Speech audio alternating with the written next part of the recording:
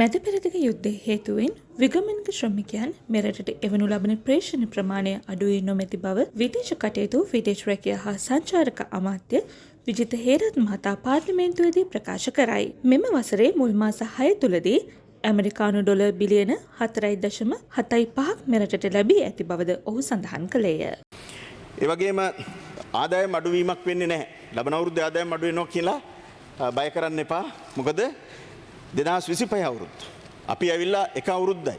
අපේ ආණ්ඩුව බලයට පත් වෙලා පළවෙනි අවුරුද්දෙම ලංකාවේ ඉතිහාසයේ විදේශ ප්‍රේෂණ වැඩිම අවුරුද්ද බවට අපි පත් කරා. ඩොලර් බිලියන 8ක් අපි ලබාගෙන තියෙනවා.